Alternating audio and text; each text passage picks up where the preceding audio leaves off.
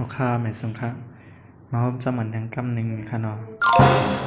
ในก็คาเดมันนี้ไล่ออกปืนสีลำเสียแต่งวิดีโอนี่ค่ะเนาะไล่ออกปืนสีลำเสียยาก็พอกัดแต่งวิดีโอเดี๋ยวไรหมดดีไรนี่ค่ะเนาะก็มีก็ทำเข้ามานี่ค่ะเนาะยันเบื่อว่าค่ะผมว่าตักเข้ามาในเพจค่ะผมจังส่งนี่ค่ะเนาะผมจังส่งนี้ในก็คาเดมาเห็นนี่ไล่หมดเป็ดปืนสีลำนี่ค่ะเนาะเพราะว่าหมอนไลท์ได้แค่มีสีเขียวกันนะนี่ครับเนาะในแอปคีนี่ก็อันเป็นอันดึกมีหางโลโก้ไว้ในขนมอันดุดมาในครับพอคลิปตั้งนาคาเดมาสอนหลุดคือมันอย่าไรหลุดในครับเนาะคือมันหลุดมากคืออย่ามีโลโก้ในจ่องดีหมดปืนสีลำไรนี่ครับเนาะว่าค้าขอด้วยจ้ามันครับเนาะว่าเขามาก็จะเป็นนาเรื่องไหนในครับเนาะเขาขาก็พูดกันดีอยู่ครับเนาะก็ยก็มันเลิกพันนิกเขาที่นี่ครับมันเลิกพันนี่ครับเนาะยก็เลิกแค่พังครับเนาะย้อนเลิกแค่พังกำครับเนาะ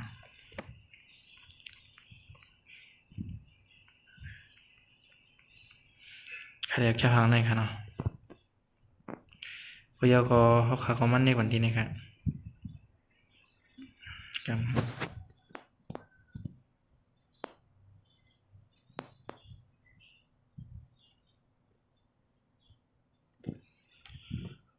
นะครับ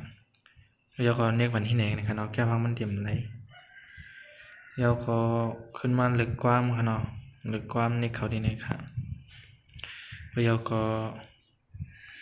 หาความเลือกเอาความเด่นเขาหลุดไว้นะครับเนาะที่เขาหลุดมาเราขัดโดยที่ตั้งใจใส่นั่นนี่ครับเนาะ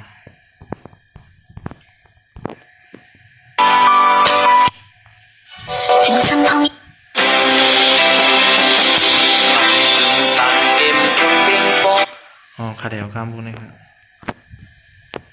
พยากรขาลึกกว่ามันยาวเนี่ยเพราะขำลึกกว่ามันตั้งเนี่ยเขาขาดจันแค่พังมันตุกเขาแล้วเนาะกว่ามันเด็กถึงดีเลยเนี่ยเพราะขาลึกกว่ามันยาวจงไปจันแค่พังมันเนี่ยครับเนาะ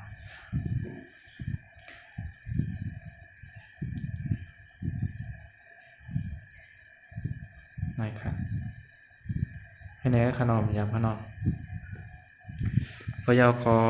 มันเดี๋ยวมีโลโก้ไว้ที่ในขนมเพราะก็เขากระลุดออกที่ในเพจสโตเพื่อกับว่าโบคลิปตั้งนาคาเดมาสอนหลุดแล้วเนาะคือมันเป็นเรื่องขัดใจนี่กันเนาะมันเดี๋ยวง่ายหมดเป็ดปืนสีเขียวไรตั้งปืนสีลำไรนี่กันเนาะเอาครับเพราะคำมันนี่ก็เดี๋ยวจังไหนกันเนาะเอาครับคนนี่กับทีนี้นี่ครับเดี๋ยวผมมาลึกในกันเนาะอันนี้ใครเฮ็ดมือกันเนาะอันนี้ใครเฮ็ดเอาลงไว้ใน YouTube ครับแล้วก็มันลึกกันเนาะว่ายกเขาก็มาหมดสิงมันเป็ดครับยกว่าเป็นสีเขียวในเดลลึกที่ในขนาดสีล้ำในยกเขาด้วยครับเดลเลือกอันในขนาดในตัวลึกในอันเป็นสองในส่วนอันนี้ขนาดยกเขาเดลลึกในครับในขนาด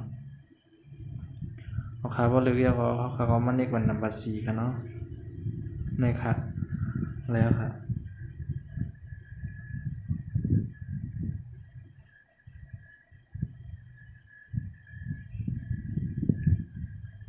เขาคำว่าเปิดด้วยเห็นครับ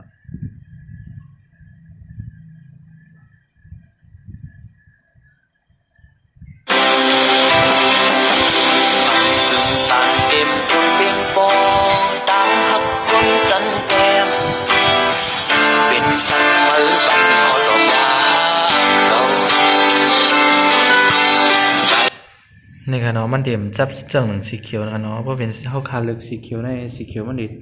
จับมาจอมอยู่อีกนี่ค่ะเนาะมันเดี่ยหันมันจังเขาคาก็ใครมันจับมาจอมนี่ค่ะเนาะคือมันเป็นไรถึงกู้เอาสีอะไรลีนี่ค่ะเนาะเป็นสีเขียวเนี่ยมันกู้ว่าสีเขียวมากนี่ครับเพราะเป็นสีลำเต้มันกู้ว่าสีลำนะเนาะ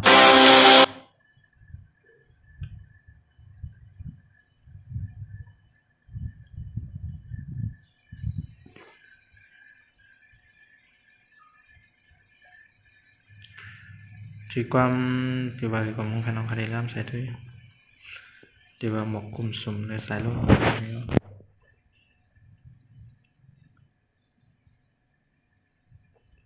หมอกขนาดหมอกภูมิ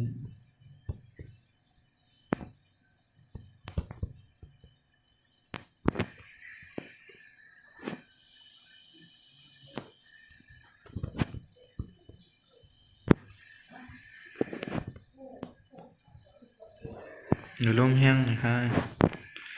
ผมความในค่ะก็หาใน YouTube มันเลยครับ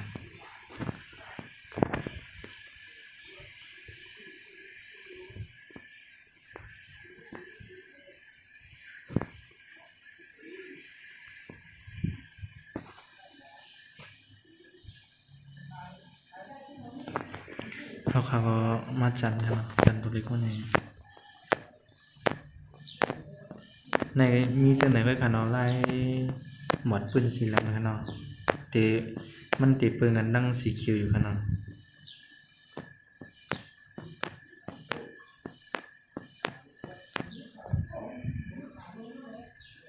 ในกันเนาะพอยาเขาก็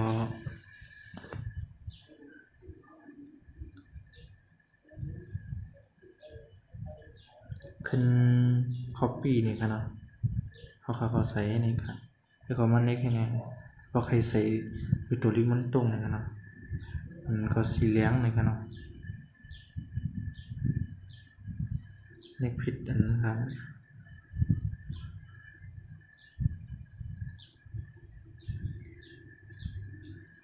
ในค่ะเนาะมันก็สีสองนี่ค่ะเนาะ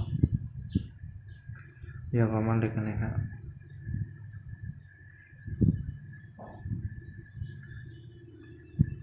ก็เลือกเป็นสีเขียวนี่ครับ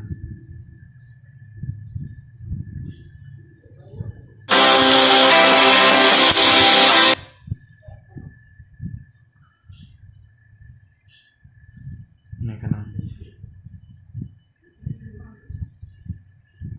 พยานไม่ไกลแน่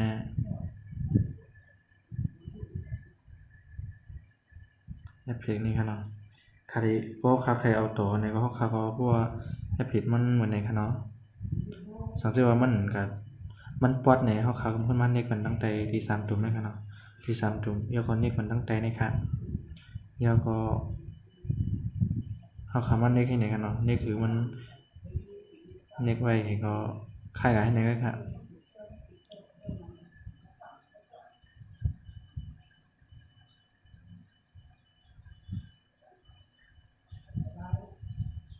นะครับพอมันถึงทีนี้เนี่ยก็เขามาต่อกันให้ไหนครับไหนก็ค่ะเนาะยาก็ตัดไปฝ่ายพุ่นครับนี่ครับเนาะเขาขามาถอนเลยครับ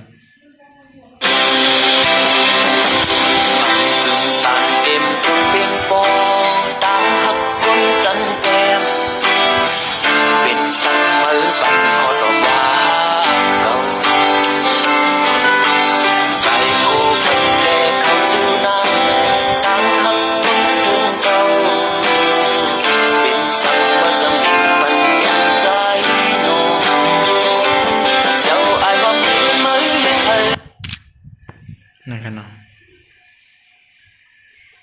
มีจังหนึ่งนะก็ค่ะเนาะไล่อย่างมันสังเกตว่าไอ้ก็เขาเกี่ยวแอปมันเนี่ยค่ะเนาะค่ะมือเพราะว่าคลิปตั้งนานมาค่ะที่มาสอนโหลดเนี่ยค่ะเนาะค่ะที่มันนี่ไล่โหลดมันเนี่ยค่ะเนาะหนังไอ้ก็เขาก็บ่ได้ใจอะไรอันนั้นไปใจอันเป็นจังไหนค่ะเนาะอันนั้นไปใจอันนั้นใจในเพจศัตรูนั่นอันนั้นหลุดในเพจศัตรูนั่นหนังไอ้ก็เขาได้ใจอะไรค่ะเนาะค่ะที่มานี่ไล่มันเนี่ยค่ะเพราะว่าหลุดในเพจศัตรูมาได้ที่ไรเสียงเงินเฮนี่ค่ะเนาะเพราะคันเน็กมาที่ไหนที่ไรเสียงเงินเฮต้องได้ใจอะไรนี่ค่ะเนาะครับคลิปตั้งหน้าค่ะที่มันนี่ไล่มันนี่ค่ะเนาะเอาค่ะไล่ปืนศิลามก็มีอย่างไรไหมค่ะเนาะเอาค่ะไม่ส่งค่ะกูก็ส่งไปขึ้นมายากกันคลิปตั้งหน้าค่ะ